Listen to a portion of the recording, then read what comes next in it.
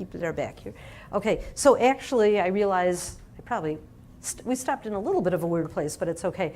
So finally, after doing normal regression and logistic and log binomial and just binomial and Poisson, I want to briefly, very briefly, I'm really going to skim through this because we're going to talk about this in more detail with a lot of examples this afternoon.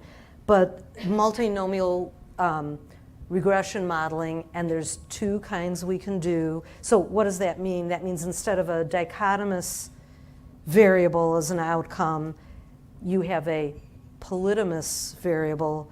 And so if I have more than two categories, I have to figure out the level of measurement. So it might truly be an ordinal variable, that is, ordering of the categories is important, or it could be a nominal variable. And we'll talk a lot more about, sort of the underlying thinking about that and examples with different kinds of variables.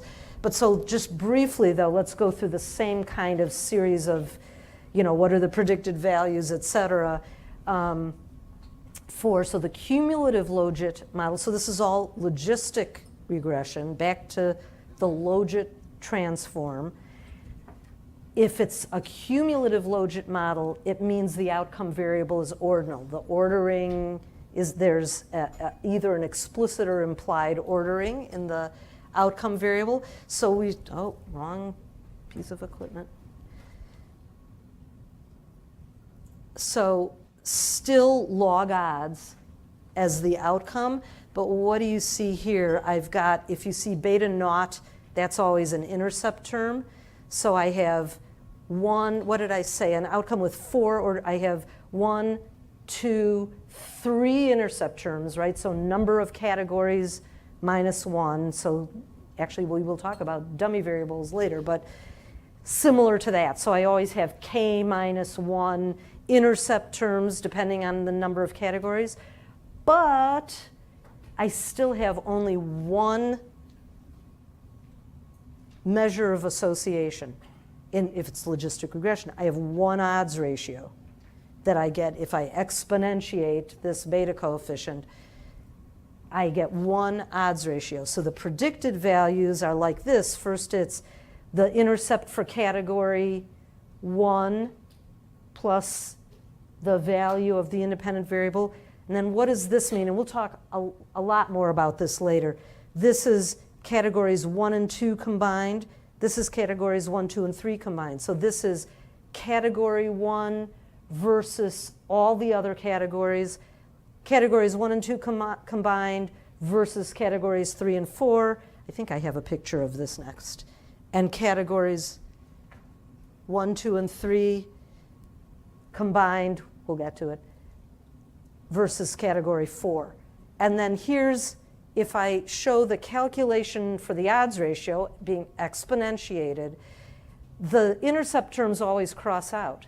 So I still, in each one of these cases, right, these cross out, those cross out, these cancel out, I end up in the same place. And the assumption with an ordered variable then is that I can find an odds ratio that summarizes across the categories of the outcome variable. That's a good summary of, again, on average, what is the odds ratio comparing whether it's smoking women to non-smoking women, et cetera. Yeah, so here's my picture. So in cumulative Logit, thinking about it in a contingency table format, if I just have a simple yes, no, so this could be smoking, yes, no, if you want to think about it that way. And now I have 4 categories here. The way the model is run is the first odds it's this category. You think about collapsing this into a 2x2 table. Here's column 1 of the first 2x2 table. Collapse all the ones in red, columns 2, 3, and 4 become the second column in the 2x2 table. Then the next is the first, here's column 1 of a 2x2 table, and here's column 2 of that 2x2 table.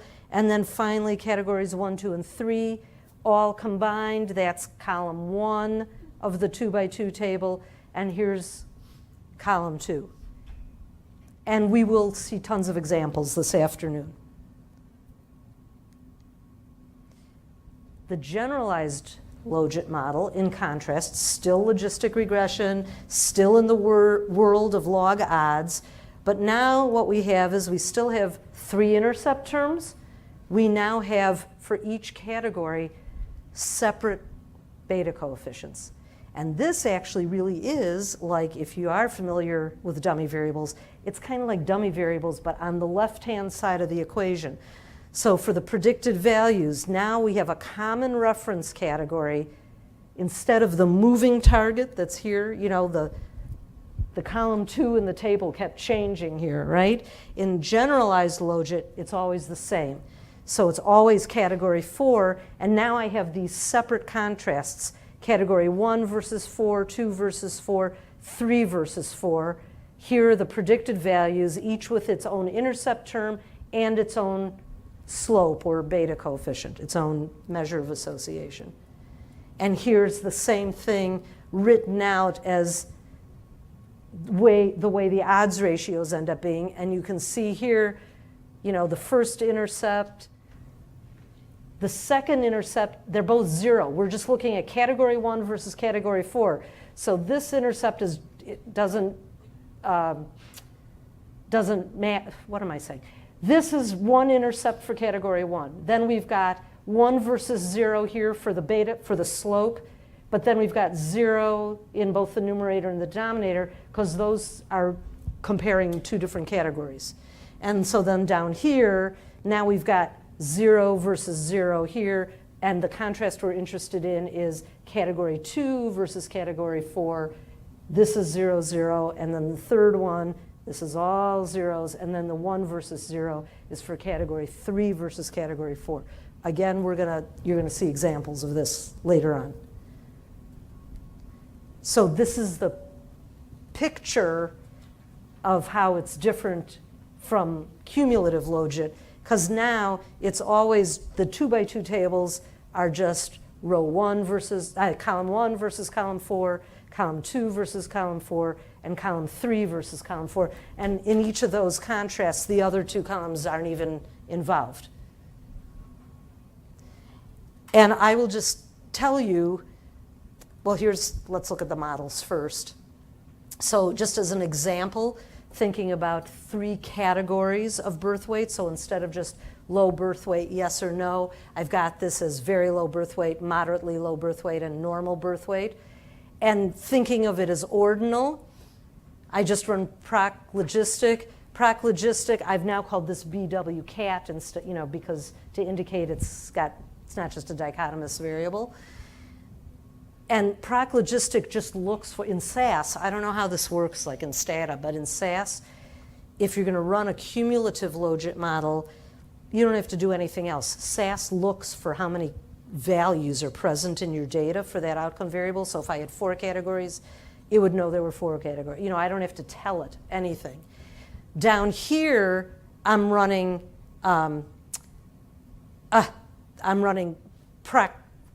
generalized Logit model, same outcome variable, but now I have to tell SAS what I want as the reference group, and I have to say link, even though I'm in proc logistic, I have to say link equals G Logit, so that SAS knows I don't want it to run a cumulative Logit model, I want it to run a generalized Logit model. So this, and then I've done the same thing down here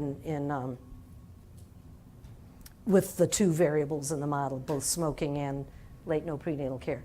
So it's up to you to say to SAS, I think this variable is in nice ordered categories, and that, what does that imply? If it's nice ordered categories, I think there's one odds ratio that can summarize what's happening across all of those categories and give me an average summary estimate of the odds for smokers versus non-smokers. Or I'm going to say, no, I actually think there's really different things going on, and I don't want to summarize across all the I think there's really a big difference between what's going on for very low birth weight, the relationship between smoking and very low birth weight, compared to smoking and moderately low birth weight comparing to normal birth weight babies. So then you'd want to do a generalized Logit model. And again, we're going to see lots of examples of this afternoon. And I guess I give you one example now. So this is running, looking again at, we've looked at this 1,000 times, the contingency table approach, except that what do you see now? Now I have 3 columns of data: very low birth weight, moderately low birth weight, and normal birth weight. So it's not a 2x2 table, it's a 2x3 table. And then I've given you both examples here of if I run a cumulative Logit model, my predicted values, so I'm just plugging in numbers into the equation.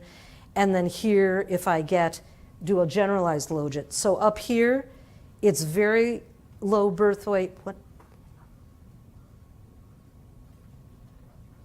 Oh, so the first is, column 1 versus the other 2 combined. So this is very low birth weight versus all others. And then this is low birth weight, which is column 1 and column 2, right? Low birth weight is both very low birth weight and moderately low birth weight.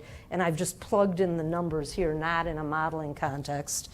Down here, it's different. It's very low birth weight versus normal, just column 1 versus column 3. And then here, just column 2, moderately low birth weight versus column 3, and showing you the predicted values there.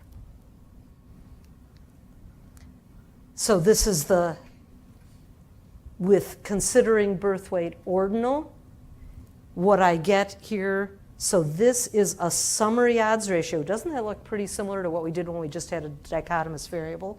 It is pretty similar. I'm not sure how much more information we've gained by making it a 3-category. Weren't we at about 1.8 or 1.79 or something like that when we were just using a dichotomous variable? But look at what you see, though. You get different intercept terms here.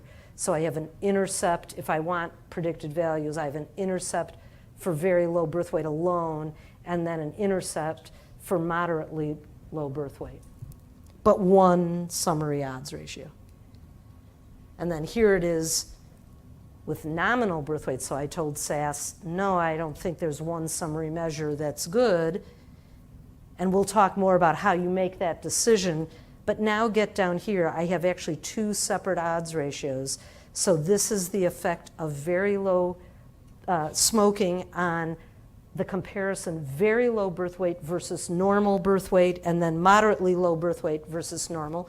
And look at those odds ratios. Do you think that I should summarize? So the summary measure is this. If I run cumulative Logit, it's saying regardless of what category you're in, the lower the birth weight category, you're at about mom is about 1.8, if she's a smoker, has about 1.9 times the odds of delivering in a lower birth weight category. And then here it says, well, actually, if mom is a smoker, she has about 1.4 times the odds of delivering a very low birth weight baby. If she's a smoker, she has close to 2 times the odds of delivering a moderately low birth weight baby. Knowing the literature on smoking, if you do, does this make sense to you? Makes sense to me, right?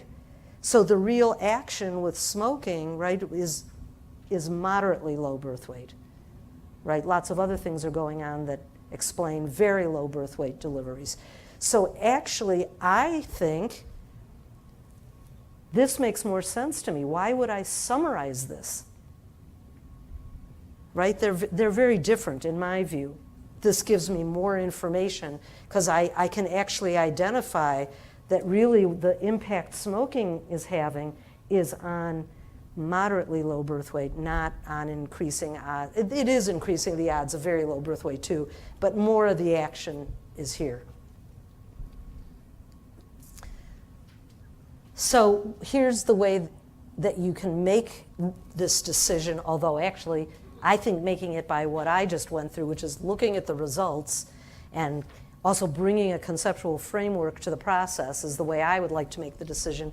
But statistically, there's something called the score test for the proportional odds assumption, which lets you use a p-value, if you want to use a p-value, to say whether whether you should use cumulative or generalized logit. And so here's the result of the score test.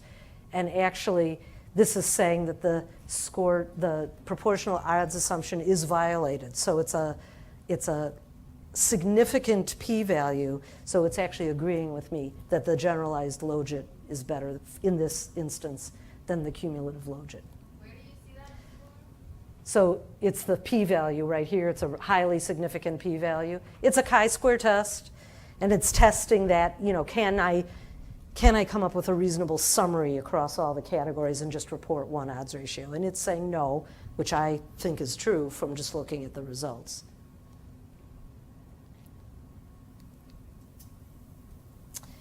And so I just gave you this is with the no prenatal care in here as well. So if I'm doing generalized logit, so look, I get 2 coefficients for smoking like we did before, and now also 2 coefficients for later no prenatal care. So again, this is for very low birth weight. Again, not much confounding going on. 1.9 now for that category. And then also for, now again, what do you think about preterm delivery bias here? Trying to look at very low birth weight by whether you get in prenatal care. The only way you get late prenatal care is if you've made it to 36 weeks or 37 weeks. So probably not a great variable here. I don't trust these results actually.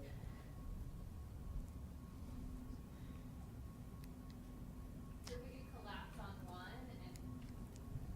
one Well, I mean, separate. All or one, right? in terms of, are you asking about, what do you mean collapse? Like it looks like for prenatal care, maybe a Oh. score would not be significant.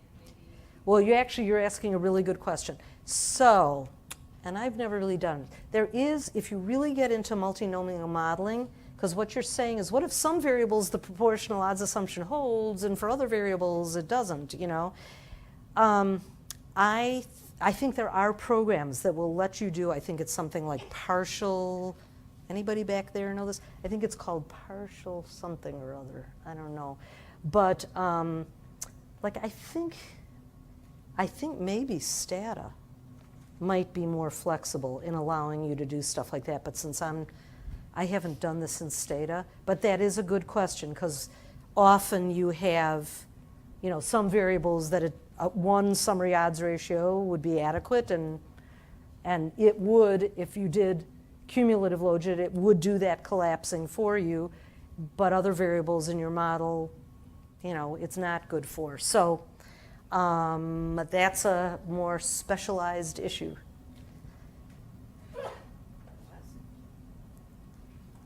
To be honest with you, though, I always tend to, at least at the beginning, I probably say this somewhere later today, I like generalized logit because you're not making any assumptions. I don't care. I mean, I do care, but the statistical test is just that. It's a statistical test. So I often, no matter what I think of my outcome variable, whether maybe it is really ordinal, I tend to start out looking at generalized logit anyway, and then I can judge whether I think a summary measure is okay. Okay. So that was all about what kind of model do you choose to run, and the fact that you have to consider the structure of the outcome variable and the distribution of the error terms, and just how to get both predicted values and measures of association out of that, ratio measures, well, mostly ratio measures and difference measures out of those models. So now let's move to the right-hand side of the equation and just talk about some special issues. And I am going to talk about multiplicative effect modification, and Ashley will later talk a little bit about additive. So now if I just say interaction or I just say effect modification, just know I'm talking about effect modification on the multiplicative scale for right now. And we'll talk about using dummy variables, and then we'll go back to those custom estimate statements. So basically, it's the same thing in modeling as it is in contingency table analysis, right? We're always For confounding, we're going to compare crude to adjusted estimates. For effect modification, we're going to look at stratum-specific estimates or joint and separate effects. And if we see effect modification, then we're not going to want to summarize, and we're going to want to somehow report those stratum-specific or joint and separate effects.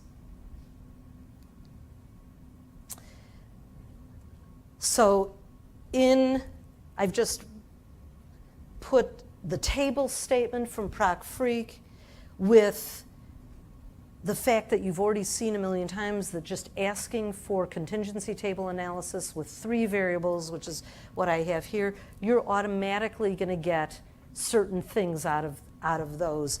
In the model, I'm either going to put the 2 main effects in the model, or I'm separately going to have to run a model that has a product term in it for the multiplicative effect modification. So from the tables, we know that we're going to get adjusted odds ratios and relative risks. We're going to get an adjusted association. We're going to get stratum-specific associations. However, we already talked about this. Depending on how I set up my tables, I'm only going to get one adjusted association, right? I'm going to get smoking and low birth weight adjusted for prenatal care. I would have to rerun the table statement if I want it the other way around, to get prenatal care and low birth weight adjusted for smoking. So I would have to run that twice. I'm also going to get all those stratum-specific estimates. I'm going to get the Breslow-Day test for whether there is multiplicative effect modification. That's all from doing the contingency table analysis. From the model statement, it's a little different. I'm going to get some measure of association depending on how we specify the model. You know, am I going to get a relative prevalence? Am I going to get an odds ratio? That depends on what kind of model we're running. But here I can get those mutually adjusted estimates. So I can get it both ways, smoking controlling for prenatal care and prenatal care controlling for smoking. I'm going to get a global test that tests for the joint effect of both A and B, if those are my variables.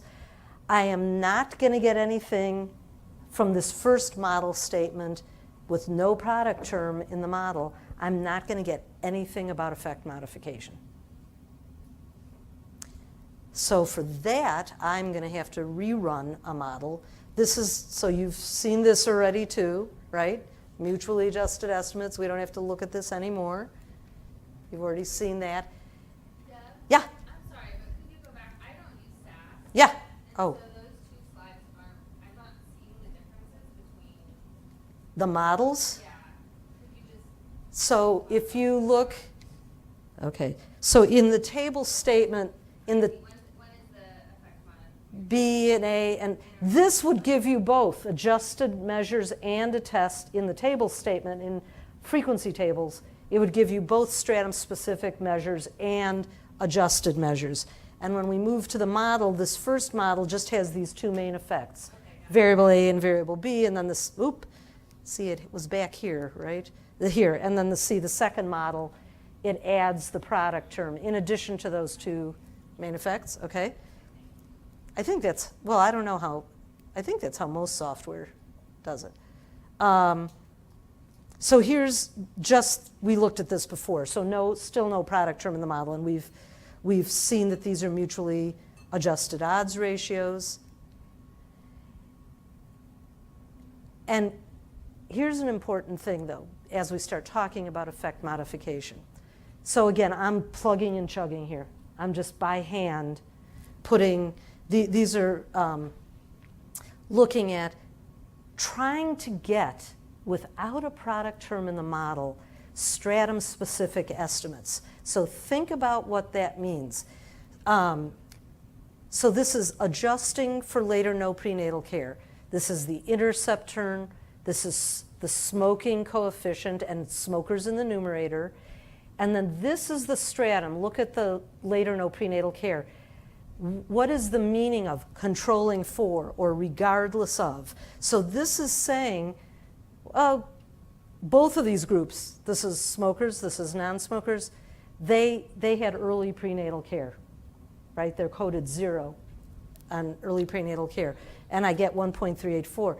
Here, I say this is all among women who got late or no prenatal care. I'm controlling for, or regardless of, it's 1 in the numerator and 1 in the denominator.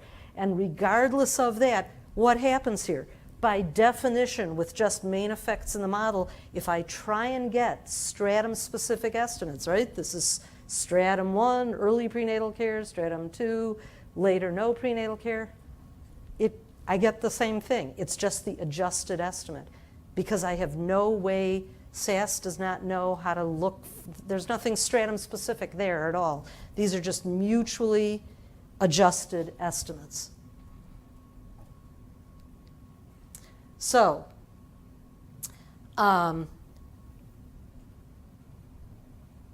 we just did this, didn't, oh, yeah, we did just do this.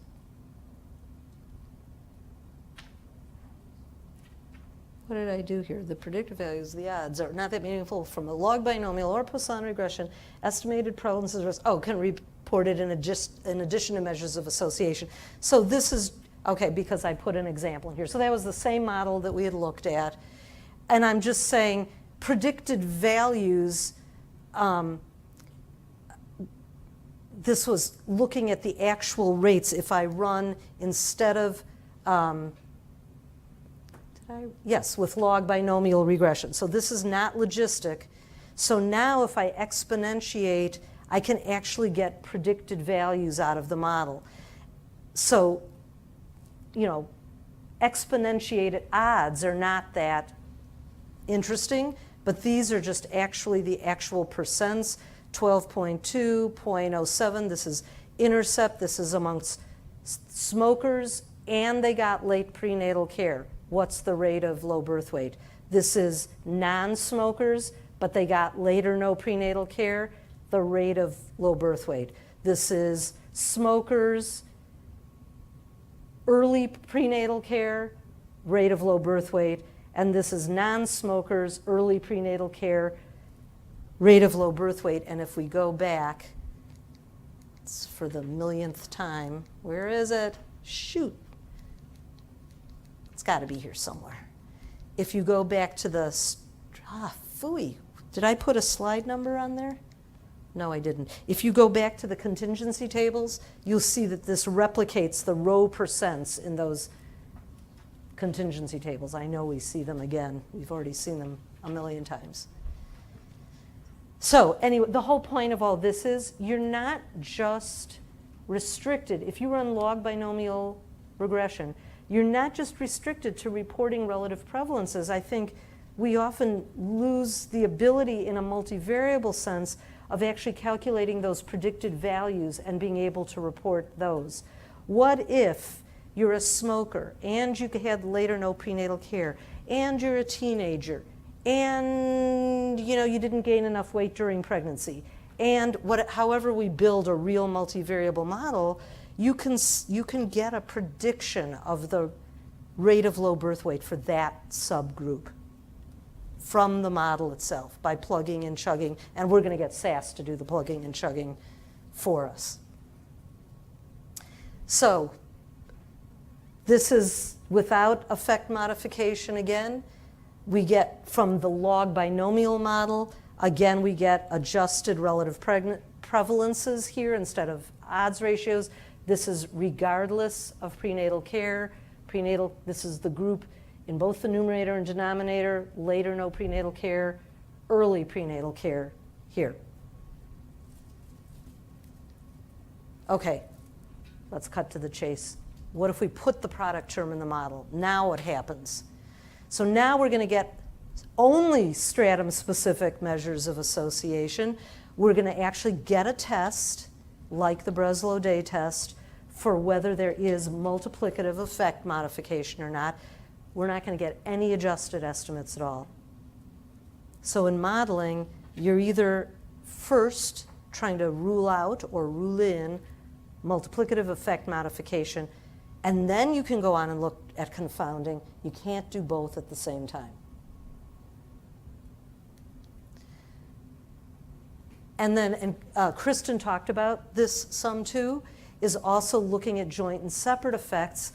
And this is the reason that in this context, it's called multiplicative association, because what we're doing, we're putting a product term in the model. That's how it translates. And I think Kristen showed you the different ways of stating the hypothesis. Either we're stating it as stratum-specific estimates are the same, or we're stating it as the joint effect equals the multiplication of the two separate effects. And I think this is what Kristen showed you too. So this is down here, stratum, either in terms of the relative risk or the odds ratio. You start out, this is the homogeneity of these measures of association. And if you do the algebra, you get to the joint effect equals the multiplication of the two separate effects. And those P1s and P2s, again, are referring, if you think about it, as coming from a 2x2 table. But now we're in the modeling world. So first of all, and I assume everybody here is kind of familiar with effect modification and what that means in terms of the product terms and all that. So I've just given some examples showing that, and the reason these are important though here is if, which I'm advocating for, you really want to use the regression equation and plug in numbers, even if you're automating that process, which we'll talk about, you need to know what values can that product term take on so that you can plug in those numbers when you tell SAS or another program that you want a certain stratum-specific estimate. So literally just the multiplication. So, with two dichotomous variables, you end up with 1, 1, and the rest are zeros. If you've got one dichotomous variable and a continuous variable, it's always still literally the multiplication of those two. So here you end up with 22, 35, and then 0, 0 for the subgroup that's 19 years old, but not a smoker, if this is age, for example, right? And then just another example, if you had categorical variables, they're coded 0, 1, and 2. What are the combos if you want to look at a particular subgroup and you're going to run a model with a product term in it? You better be able to figure out what's the value for that subgroup on the product term. Here we are back again to the same 2x2 tables, the stratified approach. And yes, and so see, if you remember from a couple slides ago, I got the rates out, 12 point whatever it was, almost 7, 9, and 5, from actually plugging in, getting predicted values out of the model. I got close to those, and we're going to talk about why they didn't replicate exactly there. Now I've added the Breslow test here, so what does this result mean? Is there not multiplicative effect modification?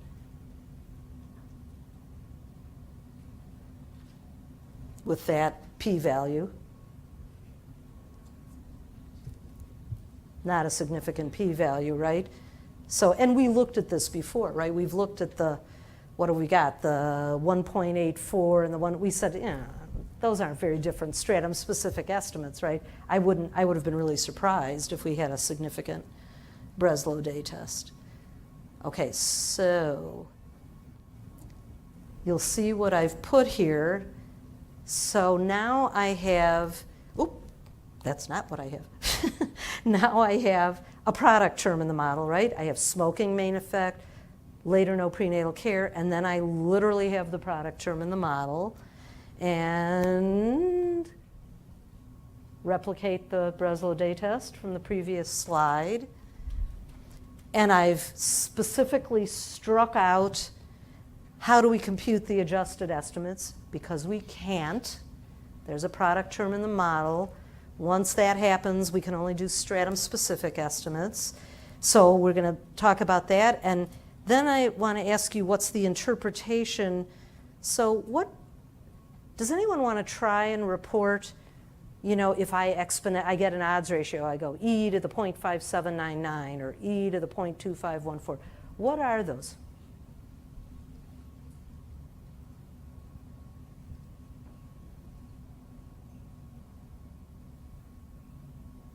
Anyone? They actually are the separate effects. So if you think about it, the effect of smoking by itself, okay? Smoking then is going to be 1 and 0, but by itself, late no prenatal care is going to be 0. It's just the smoking effect. We don't care. I mean, right now we're looking at the stratum of women who actually get early prenatal care. So this is going to be coded 0. So if smoking's coded 1, smokers is 1, late no prenatal care is 0, because we just are interested in smoking right now. 1 times 0, the product term is going to be 0 too. So the model is going to reduce to just the smoking coefficient. So if I exponentiate that, it's the effect of smoking amongst women who have early prenatal care. So it's just the impact of smoking.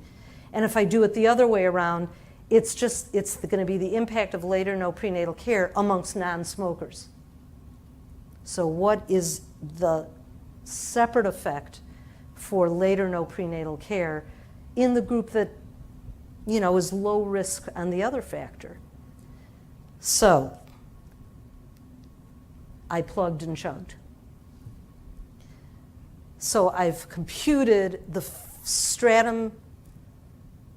I'm replicating now what we saw in the contingency tables. So this is the intercept among smokers, early prenatal care, and so the product term is 0. This is non-smokers, early prenatal care, because that's stratum 1, so product term is still 0. I get to my 1.78, and over here, what have I got? Smokers in the numerator, late prenatal care, so 1 times 1, product term is 1 as well. Non-smokers, late prenatal care, that's stratum 2, so the product term becomes 0, and I'm at 1.97. So these are my stratum-specific estimates.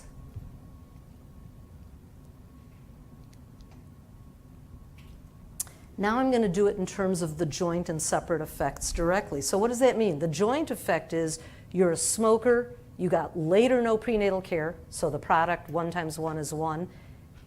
And what's in the numerator here? You're a non-smoker and you got early prenatal care, so the product term is 0. That's, you know, both. You're bad on both of the risk factors versus you're good on both of the risk factors. That's the joint effect. And then the two separate effects over here. And the common reference group here is always the best group, right? The non-smokers who got early prenatal care. Just so you know what the formula looks like, I think Kristen showed this too, so we're not going to dwell on that.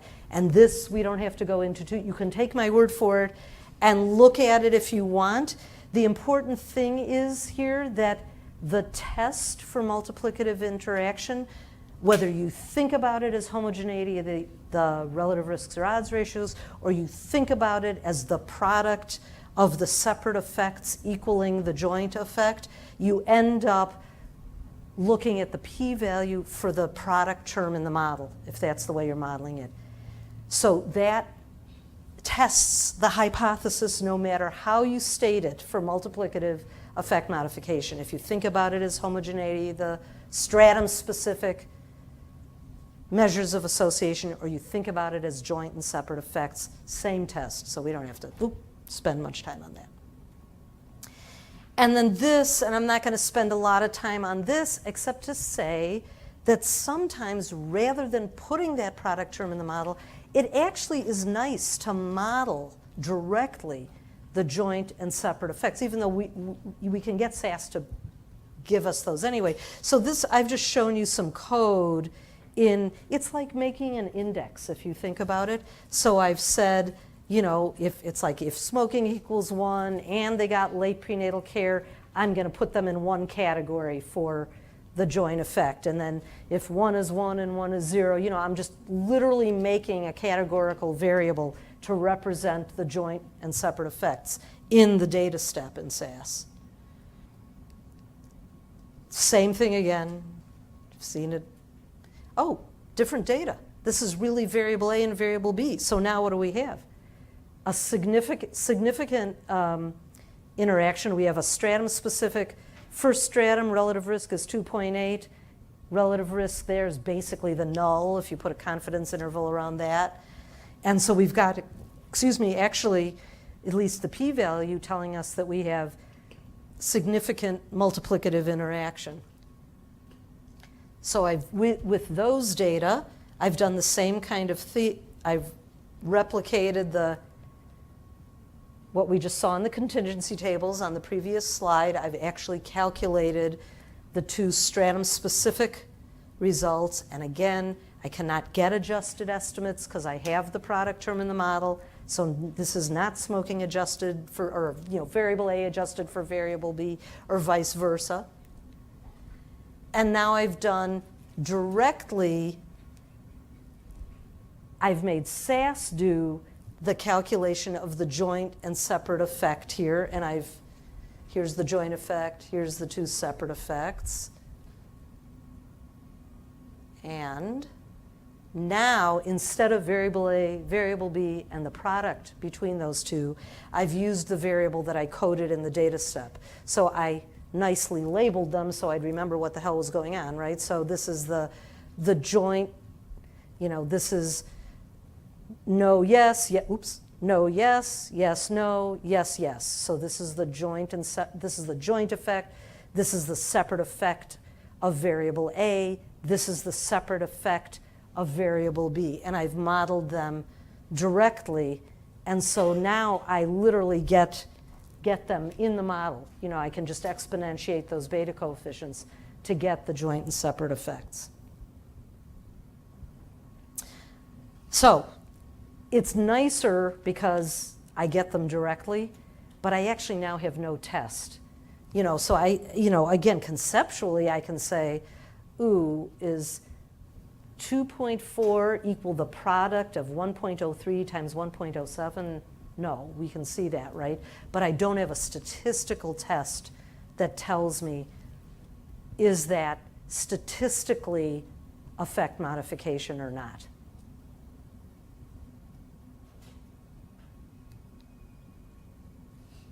So anyway, same old, you don't need, this is like beating a dead horse here. But I will say, I just think it's important. This is just me saying, I know how to use the regression, you know what I mean? But it's actually important because it'll give you a richer set of things you can do than just using those regression models as a big black box that you're just looking at p-values for. So we don't have to go through that again. Okay, so just the summary, which I have also beaten to death here, that without a product term or joint and separate effects, it's not possible to compute stratum-specific estimates. You're just going to get adjusted estimates. The main effects are the mutually adjusted measures of association. And again, same as in contingency table approach, an adjusted estimate from a model has to be compared to a crude estimate from somewhere else, whether it's a table or a crude model. Yeah, of course. So, back to your example where the p-value for when you ran the interaction effects, the p-value was not significant. Yep. And so does that mean that you should not have the multiplicative terms in the model? Yeah, unless you think there's some strong conceptual reason why you want to look at subgroup effects to show that they're not different, if you wanted to do that.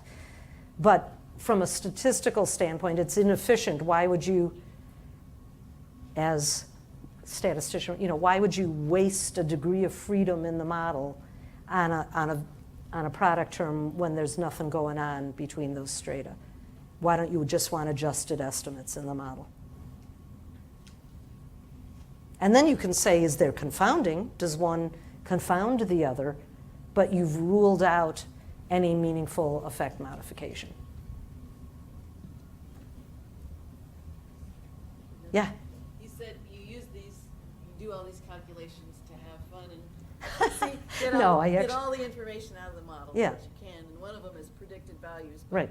I can't imagine actually using predicted values except for, I use it to check and see if my model was what I think it was, but would you really report predicted values to a community, or would you just use the values from the data? You would use the values from the data. So it's good for checking your model. But I think depending on it, I think you've said this to me before. I think you have. I mean, okay.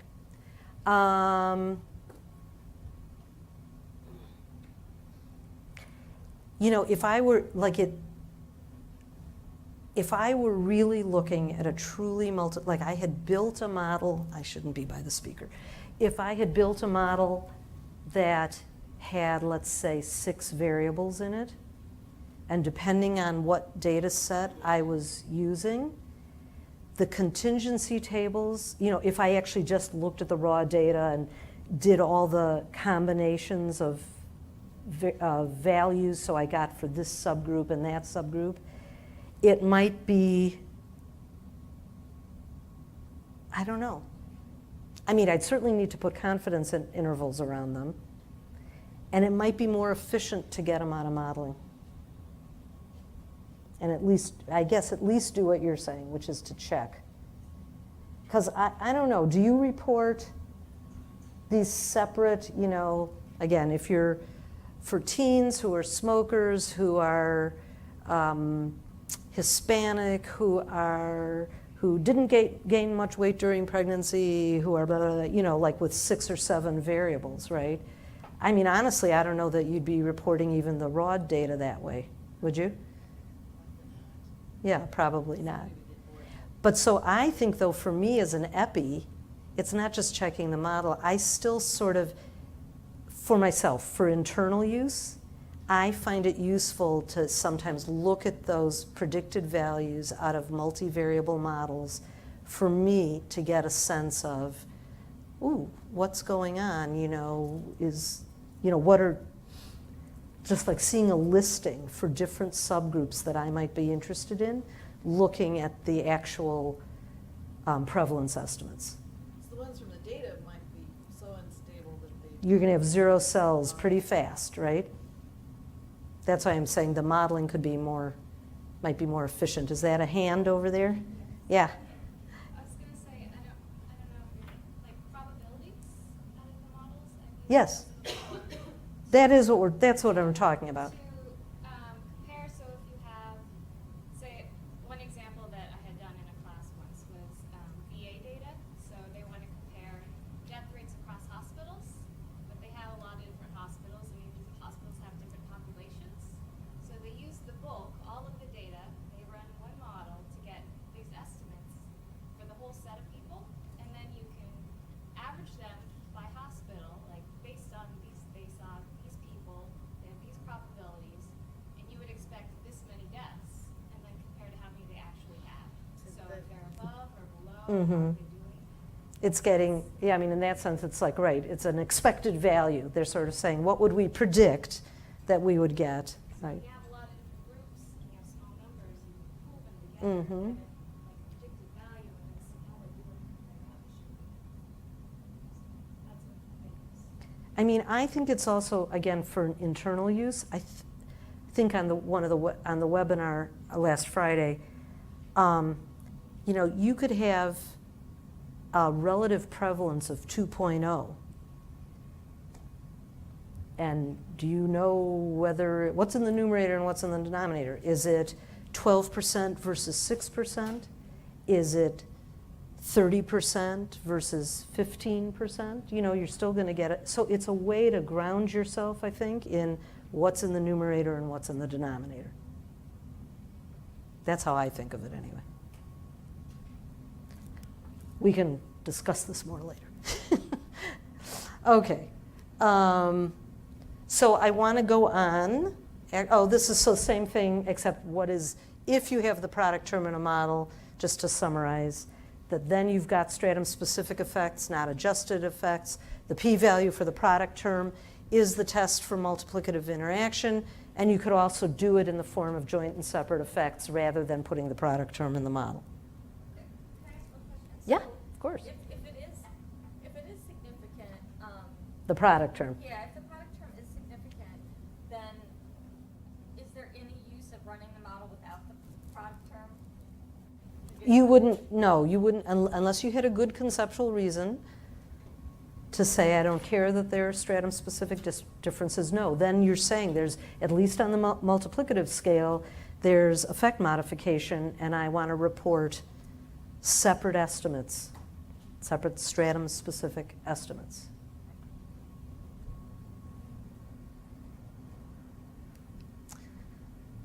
Okay. So how fast can I go through this? You all really comfortable with dummy variables and modeling dummy variables? Is that a lot of yeses? Then we can go through it pretty fast. So we're talking about nominal variables, and again, in analysis of variables, it's like group 1, group 2, group 3 is the classic analysis of variance.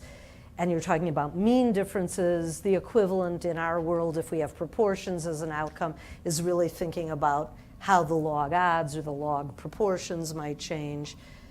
And so the classic example, I think, is to say in SASEs again, that we can't just put some variable. In this case, I've used ethnicity as an example, because mathematically the modeling procedure thinks it's a continuous variable or an ordinal variable, and you start saying crazy things like, for every change in ethnicity, there's such and such change in the mean or in the proportion, which doesn't make any sense.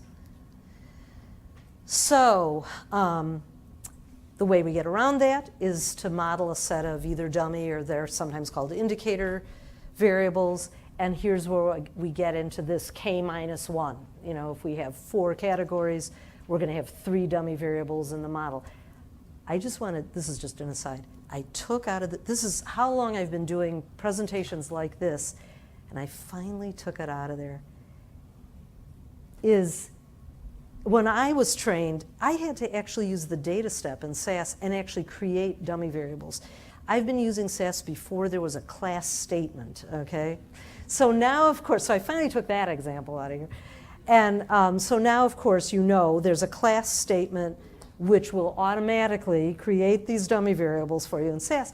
But again, it's really important when you look at the modeling results, you make sure, because it's not always obvious what you want as the reference group, that you as the analyst control the way those dummy variables are created in whatever software program you're using, and you just don't let it do the default if the default isn't what you want. Anyway, and this is just saying, with these dummy variables, they become separate dichotomous variables, and the modeling procedure just sort of thinks that they're ordinal, but it doesn't matter because they just have 2 categories, and so everything, the interpretations are okay and all of that. So an example of, back to my ethnicity variable, if I'm only considering 3 categories of ethnicity, and just how it changes to dummy variables, which in this case, I've made whites the reference group because they're 0, 0. So that's going to, each comparison in the model then is going to be, in this case, African Americans to whites for the first dummy and Hispanics to whites for the second dummy. And so with the class statement, I've said if white is coded 3, I've told it to make 3 the reference group. I've told it the parameterization that I want, which I think now in SAS, the reference parameterization, I believe, is the default. I believe. But I always do things explicitly, because otherwise, I want to make sure I'm doing it the way I want it. And I think, though, that this is so param equals ref, it's reference cell coding. That means I want everything with 0, 0 is the, 1 and 0, because effect coding is you get ones and negative ones, and SAS can do a whole bunch of different ways of coding these dummy variables. I always just want ones and zeros. So that's what that is. And so the nice thing here is, what if I don't want whites as the, what if I want to get African American versus Hispanic directly? You can always get it out of the model anyway, but I can just change the reference group, and then SAS will do all the exponentiation for me and everything, and I can get whatever comparison I want. So this one was just changing it to Hispanic as the reference group, right? Yeah, Hispanics. So I just changed the class statement to do that. So what if I have an ordinal variable? So this is the same. We did a little bit on the left-hand side of the equation, and we'll talk more about that. Cumulative and generalized logit. Are my categories ordered or are they not ordered? So now we're on the right-hand side of the equation, and I'm asking the same question. Even if I have an ordinal variable, what seems to be an ordinal variable, I do have a choice. So I can put it in there as just one single variable, and then I do get this interpretation of for every unit change, I have 5 categories.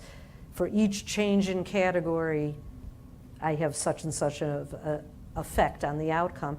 Or I can say it's nominal, and I can actually create dummy variables and look at each category and make sure that whether I think it is ordinal or not, or whether those category-specific measures are important. And so also, how many categories do I want? Like, let's say I have income from some survey, and it's in, every 10,000 or something. I mean, presumably that's ordinal, but maybe not, right? So how many categories should I use? What should be my reference group? And actually, I think I do use income, right? Yeah, outcome equals income. How do you like that?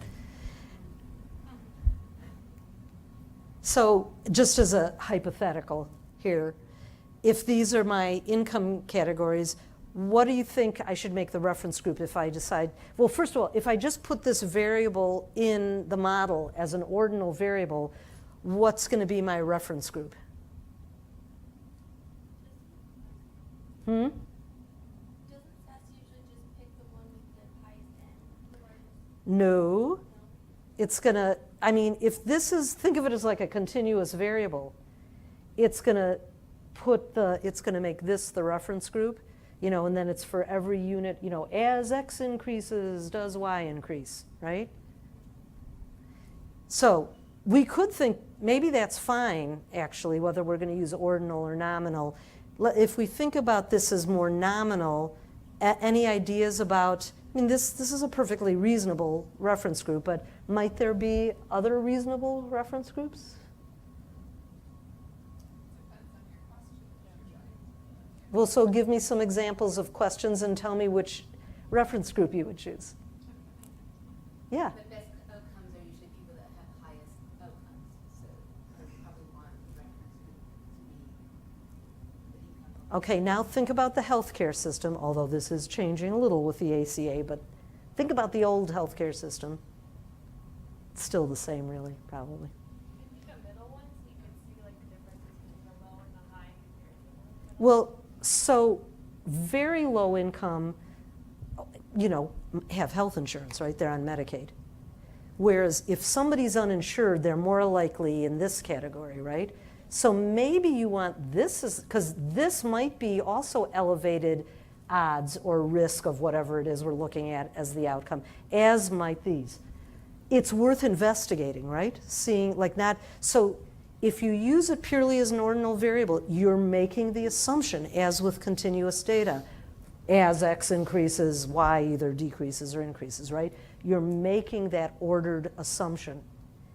If you treat it as dummy variables, you can say, well, let's examine this and see what is going on here. Let's look at the various relative prevalences we have with our outcome. So again, So I did 2 different versions where I told SAS, make the second group the reference value, and then I did the same thing making the first group the reference value, and I can empirically look at the results. So first of all, this is an example. Here's another good example, maternal age. What should be the reference? What did I make the reference group here? You should always, when you're looking at a model, here's the result of SAS's automated version given what I, as the analyst, told it to do. So what's what reference group do I have? 18 to 34. So I did not let it be an ordinal variable because I think, right, we have sort of a J shape or some kind of, right, in terms of elevation of risk, right? Both very young women and older women. So I said, this is the low risk group. Let's make the low risk group the reference group. So I did that. And then I also get from SAS a type 3 analysis, because now we have this with dummy variables, right? We have a variable with 2 degrees of freedom, k minus 1. We have 3 categories of age, 2 degrees of freedom. And when I look at those beta coefficients, I'm going to get separate beta coefficients, right? But what if I just want to know first, before I even look at the beta coefficients, is age as a total construct significantly related to my outcome? And that's what this test says. It jointly considers, I have 2 dummy variables in the model. It jointly considers those 2 variables and says overall. So for example, if this were an ethnicity variable, and let's say I had 4 categories, or 5, depending on what state I'm in and how I want to code race ethnicity, it will give me overall, before I start looking at, what's the black-white difference, what's the black-Hispanic difference, what's the Hispanic-white difference, what's the Asian white difference, et cetera, which I'll get when I get to the next part of the output. Maybe I just want to first look at overall, is race ethnicity significantly associated with the outcome? And that's what these type 3 tests tell me. So here's, I just added it to the smoking and late prenatal care. So now you see I've got beta coefficient for smoking, beta coefficient for late no prenatal care, and now 2 separate beta coefficients, less than 17 versus the reference group, greater or equal to 35 versus the reference group. Here's what I get for those odds ratios. And this is what, again, mutually adjusted. So this says after controlling or regardless of whether you're a smoker or how and when you got into prenatal care, if you're under 17 years of age or under, you have elevated odds, 1.8 times the odds of delivering a low birth weight baby. And what about for the older women, which we said maybe there's a J shape? So now I get what? P-values for the specific, for each beta coefficient. And what might this, what might you do as a next step in this modeling process if you saw something like this? Any ideas? Would you leave the dummy variables in like this?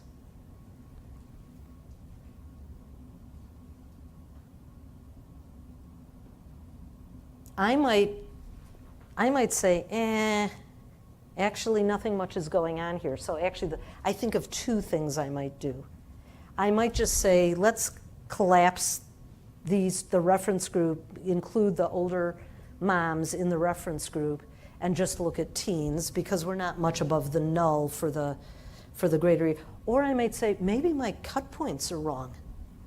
Like maybe I should look at greater than 40 or something like that. Maybe I haven't really identified the higher risk group at the other end of the age spectrum. So I use these results to do that kind of thing too. As I'm model building, try out one set of categories, see what happens. Maybe I recode those because they don't seem to be getting at what I'm trying to get. I'm trying to identify the highest risk groups. So that's how I look at those. And actually, in terms of confounding, boy, smoking stubbornly at 1.8. This has gone down a little bit. This is about 1.3 or something. I mean, it hasn't gone down that much, even adding maternal age or this version of maternal age to the model. So that's, the important things to remember are that the dummy variables are mutually exclusive, right? If you're a teenager, you only have a value of 1 on one of the dummy variables, right? And you're coded 0 on the other. You can only be in one place. You're only one age. So that's true for all sets of dummy variables. We can think about thinking through whether we have an ordinal or a nominal variable by first, see, to me, creating dummy variables, I guess this is how I think of it. It's assumption free. Even if I have something like income, why should I assume at the get-go? If I look at dummy variables for income and I see sort of, again, almost like proportional odds, similar increase with each category, I see the odds or the relative prevalences going up about the same amount. Maybe it is ordinal. I can run a simpler model, but if I hadn't examined that variable in a nominal form first, I would just be making the assumption. I wouldn't know empirically whether my assumption was right or not. So I like to examine things as dummy variables, even if I go back to an ordinal form after that. Okay, same idea. Oh yeah. So right, we can do sort of that joint and separate effect idea too, right? We can create composite variables and then create dummy variables out of those composite variables, which is kind of what we did with the joint and separate effects. And I do that a lot too. So actually, I've said, the SES is one classic example of that. Age education, do you guys sometimes combine age and education when you do your work? I do, right? Because why? I mean, what's the problem with those teenagers? Right, in when you think about sort of population at risk, I mean, they're not at risk for having gone to college yet because they're 16 years old, So it's kind of there's a funny correlation between the two. Or how about another one in our field would be age and parity, right? Because in general, I mean, yes, some women have have 3 children by the age of 22, but in general, right, they're correlated, how old a woman is and how many children she has. So you might think about an age parity index. So, Birth spacing. Birth spacing, right. So there's lots of examples where combining variables and then using dummy variables to represent what you think conceptually are distinct kind of risk categories is a nice approach. And you can get then direct estimates for those groups out of a model. By the way, when you make those, like when you recode in the data step, you can also then run your contingency tables, forget modeling even, and you'll have created the categories you're really interested in looking at, and you can do all that preliminary work as well with a newly recoded composite variable. Okay, and then we get to quit after this and go eat lunch. So, and this, of course, right, the hardest part. So this is getting back to like, okay, I know how to plug and chug and, manually plug numbers into the regression equation and get whatever estimates I want out of it. And it's, at least from my point of view, it's helpful to me that I understand how to do that. But obviously, I want to automate that process. I don't want to do a whole lot of manual plugging and chugging, if I can avoid it. So in SAS, I can tell SAS, given a particular regression model, to produce any kind of combinations of predicted values, measures of association that legitimately come out of the model that I've run. And I think it's a useful thing to understand how to do that. So we're back to now, new model, smoking. This is maternal medical risk, and then age 35 is just a dichotomous variable, you know, older women versus everybody else. And so I'm saying, what if I want to ask, what's the odds ratio comparing a high-risk smoker to a low-risk non-smoker among women aged 35 and older? So this is what I would call a complex contrast. I can't just get it from exponentiating one beta coefficient, and you can see here that when I do plug and chug manually, what it comes down to is the combination of two beta coefficients. So what you've got in the numerator, it's just literally, and being able to articulate what you want, that's half the battle. What subgroup am I in? What comparison am I interested in making? So I've got smokers who also have, this is, you know, the antepartum medical risk list of things on the birth certificate, right? So any one of those is checked.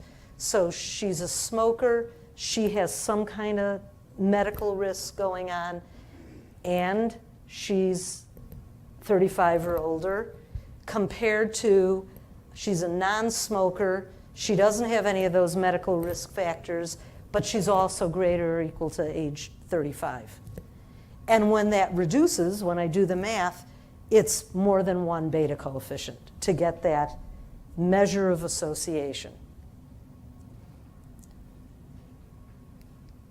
So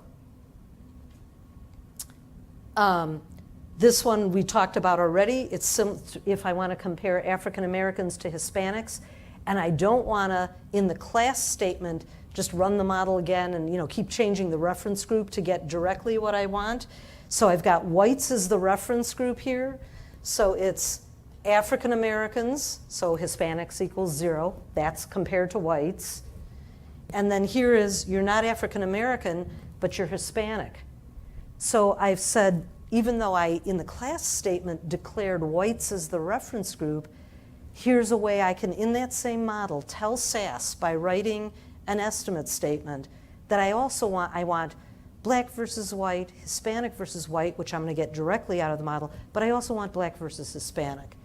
And I end up again with two beta coefficients because I'm not using the reference group that I declared. And then these are, when you have more than one beta coefficient, then of course everything else changes too. And I just wanted to show you what it means for confidence interval estimation. So then I have, you know, two different beta coefficients. Let's say, let's do the simpler one down here. Two different beta coefficients, some critical value, and then I've got the variances of each plus 2 times their covariance, then take the square root to get the standard error of that more complicated estimate that involves more than one beta coefficient. So there's, all of this can be automated in SAS. Again, when I was trained, I had to, you know, print out the variance covariance matrix and actually do this, you know, but no more. So I've written the contrast statement here, and I've called it smoking and late, you know, this is the other thing. In SAS, this stuff between the single quotes is a label, and when I get into these complex contrasts, I write long labels because honestly, otherwise I look at the output and I don't know what the heck did I do. So I try and be as explicit as possible. So this is smoking and late prenatal care versus neither, which is really the joint effect, right, of both together. And so I've said, thinking through that plugging and chugging, what's in the numerator and what's in the denominator, it's going to be e to the what versus e to something else in the denominator. I'm telling SAS it reduces to smoking is 1, which means it's right 1 in the numerator, 0 in the denominator, and late no prenatal care equals 1. 1's in the numerator because they're both 1 in the numerator, and they're both 0 in the denominator. I've said to give me an estimate, and I've told SAS to exponentiate it because I want, of course, the exponentiated estimate. This is proclogistic, so I want an odds ratio out of it. So again, I did it by hand to prove to myself what happened. This is the output you get from that statement that I wrote. So see, it's really important so I remember, because often I'm writing multiple contrast statements and like can't remember what's going on. So this was just to show you that this is the way I did it by hand. This is what SAS gave me. It gives me a nice standard error and a confidence interval and a statistical test for that estimate that involves more than one beta coefficient. Do you guys do this? I wasn't gonna Yeah. say I did it, but why don't you use the param equals rep? Why don't you need that on that? What did I do here? There's no class statement here. Where would yeah, these are just two dichotomous variables. If I had my dummy variables in there, I would have to say what, So these are just dichotomous. Back to our original kind of trivial model with smoking. And so that's the kind of output you get. So I just, here's a more complicated version. So now we have smoking, late, no prenatal care, and the product term in the model. And I've given the joint effect, smoking given late, so this is like a stratum-specific effect, and smoking given, those are the two stratum-specific effects and the joint effects. And so you can see up here it's 1, 1, and of course the product term, multiplication, 1 times 1 is 1. Then this is one stratum-specific effect. So smoking is, did I do this right? Yes, smoking is 1. In both the numerator and the denominator, late and no prenatal care is 1. So this is just among people. So given late no prenatal care. So I get smoking 1 and the product term 1. The other one cancels out in the numerator and denominator. And then smoking given early prenatal care is just this one stratum that is the separate effect for smoking. And here's the way it comes out. And if you go back, you'll see that this replicates, of course, what we've looked at 1,000 times. But when I did it by hand, I was just getting these. I wasn't by hand figuring out standard errors, calculating confidence intervals, or getting statistical tests. So when I do this, when I'm able to write these kinds of statements, I can get all of that from SAS. But you can see that I've got to think through, how did what's in the numerator, what's in the denominator? So it's not like you can just say it to SAS in words and it does it. You've got to specifically tell SAS what to do. Oh, and I asked this question here, and rather than, I don't want to make you go back I did do this before, but I did it without the product term in the model. So I can calculate with just the main effects in the model, back a bunch of slides, I calculated, what if you're both a smoker and you got late prenatal care versus neither, versus you're a non-smoker. But I didn't have a product term in the model. So that's still a joint effect, assuming that there's no multiplicative effect modification. So the joint effect here is a little bit different than it was back when I did it without the product term in the model. Yeah. Why is there a joint multiplication or product term or whatever in the second contrast statement? The smoking one. Right. So that's because, this is why I'm saying I have to think in my head, and believe me, I can't tell you, I sit at my desk with pads of paper and write this stuff out.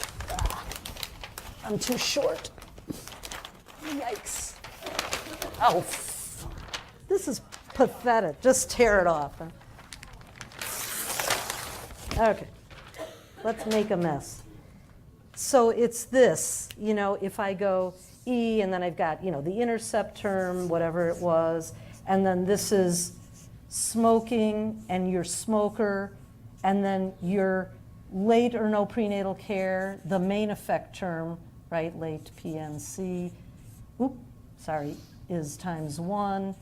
And then plus, this is 1 times 1. So the product term, smoking times prenatal care, also equals 1. And in the numerator, the intercept term plus smoking is 0, 0. I'm still here. Late PNC is 1. Yeah. And the smoking, so therefore, oh, wait a minute. This should be 0. So this is comparing, this is smokers amongst, what did I do wrong here?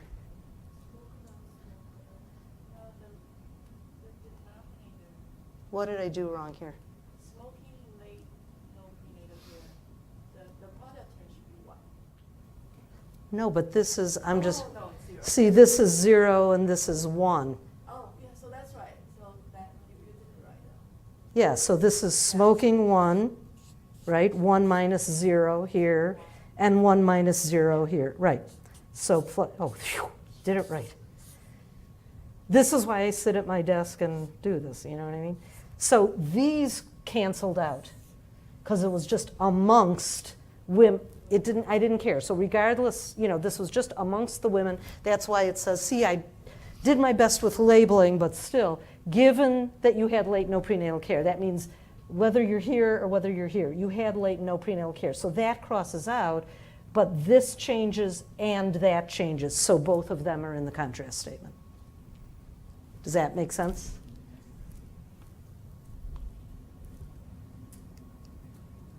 Okay. So here's with the class statement. Oh, why did I do param equals GLM here? That's interesting. Interesting. Oh, I know why. I'm new to this, folks. Again, because of how I was trained. So look at what I've done here. This is a slice statement. So I had been using like SAS 9.2 or something.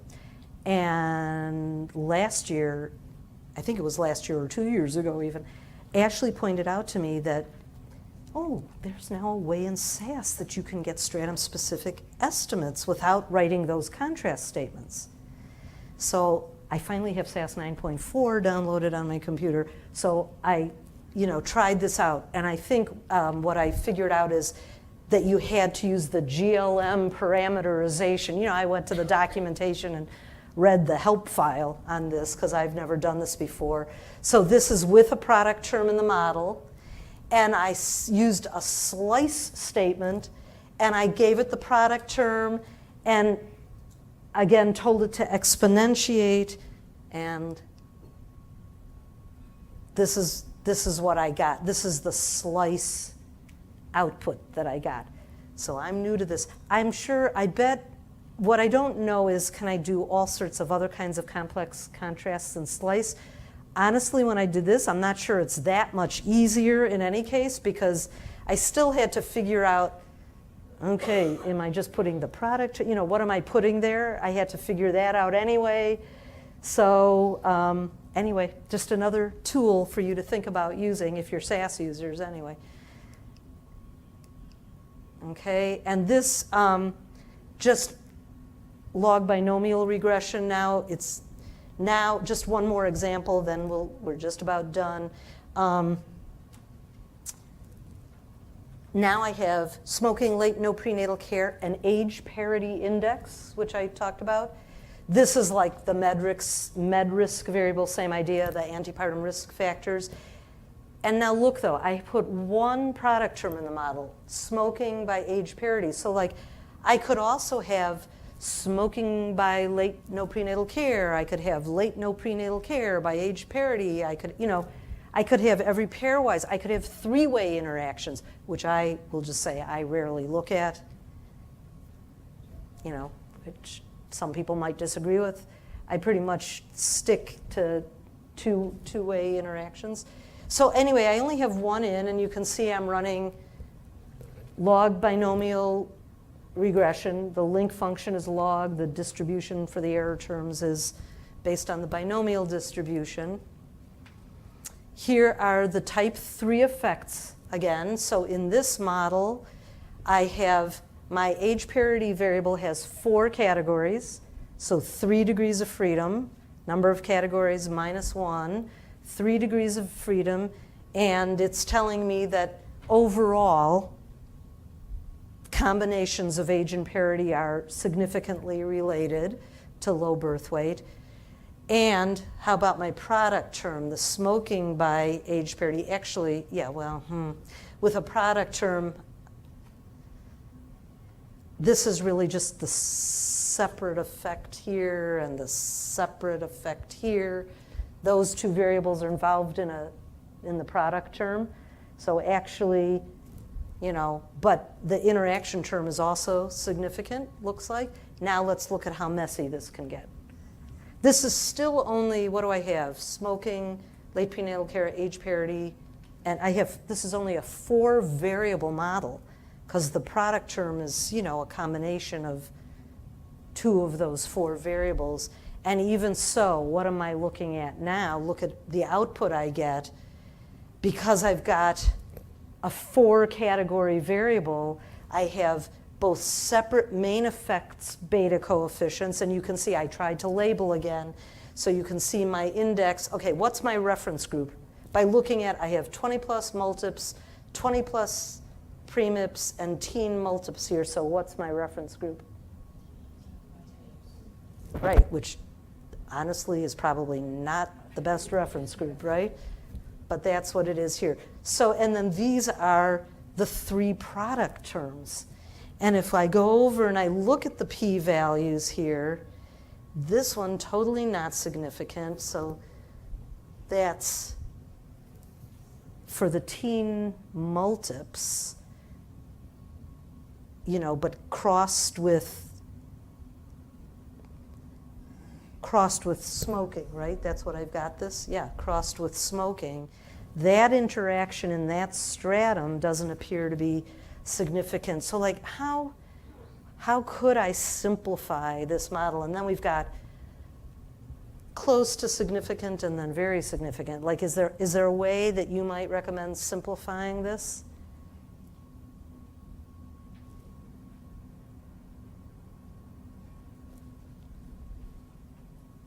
Well, we decided my reference group is not the right reference group. Okay, but still, to get some significant p-values and some not, I mean, I'm not sure what that means. And so I've just, you know, again, plugged and chugged here so you can look at what's in numerators and denominators. And this is, remember, we have 2 other variables in the model too. So we have stratum-specific estimates. What I've done is, this is the effect of smoking in the stratum of older multiparous women. This is the stratum of older primiparous women, looking at the smoking relationship to low birth weight, adjusting for the other 2 variables in the model that aren't involved in any product terms. So these are stratum-specific adjusted estimates. And I want to see, I thought, well, this is the same thing. It's just, you know, among the teenagers. I just went through the 4 strata here, right? And again, adjusting for prenatal care. So this is, you know, and you can think about what's in the numerator and what's in the denominator. And then I did this with estimate statements, the same thing. So now I've made my age parity indexes, you know, still dummy variables. And I've specified, and here what I was trying to show you is when I have something that has 3 degrees of freedom, it's not just 1s and 0s anymore. I have to understand when I'm writing these complex statements, why is this one 1, 0, 0, and why is this one 0, 0, 1, and why? And again, I sit at my desk half the time and figure out, okay, you're 1 on smoking, and you're a teenage primip, so what are you on the 3 dummy variables? So that I make sure I specify these correctly. It's not so easy. Okay, and I just did the same thing that, you know, I had shown you in the tables. And I think this is perfect because I think this is my last slide. So really the upshot here, it can get really complicated. I just wanted to show you a real example of effect modification in some real work that I did with Dr. Stacy Geller. This was on maternal mortality. This was like a decade ago. We did a bunch of studies in Illinois looking at the black-white disparity for maternal mortality. We did lots of stuff if anybody's interested in talking about it. But this particular thing was we had an interaction, it seemed, between whether you were African American or white and how old you were. And this was in a clinical setting, so like, it raised all these questions about who's getting what care, when are they arriving at the hospital? These are really sick. I mean, if you die, right? I mean, thankfully, it's a fairly rare event for a woman to die. And so we kind of just, if you've got multiplicative interaction, which strata do you want to use? So the first one of this is looking at the effect of age within strata of race, and then this is looking at the black-white disparity within strata of age. And we looked at this, we examined it, and we tried to decide this was for a peer-reviewed journal. Like, they both seemed really important to us. What do we want to report here? What are our choices? So even though, there was a product term in the model and it was statistically significant, but then we had to figure out, well, what are we trying to communicate here? What do we want to say? And we actually could have gone on, right? Back then, we actually didn't do this. We could have looked at joint and separate effects. What's the impact if you're both older and you're black, a black woman, versus you're younger and you're white? That would be the joint effect. But even here with these stratum-specific effects, I think they're both important, although it certainly does. This is actually bigger, right, than within stratum of, these are both really high, but they're fairly similar to each other, right? Within, no matter what age you are, the impact, there's a big black-white disparity. Here it's no matter which race group you are, what's the difference in, depending on your age? And there's not an answer here. I just wanted to give you a real-life example of how it's really important to not just look at a product term and say we have effect modification, but that you've got to figure out what's the message here? What are you trying to report? What are the implications of what you're trying to report? What would you do next? And even in the model building process, what does it tell you? Like, what else do you want to look at, or do you want to recode something, or what do you want to do? So anyway, we're going to stop. I can't believe it. We're basically on time.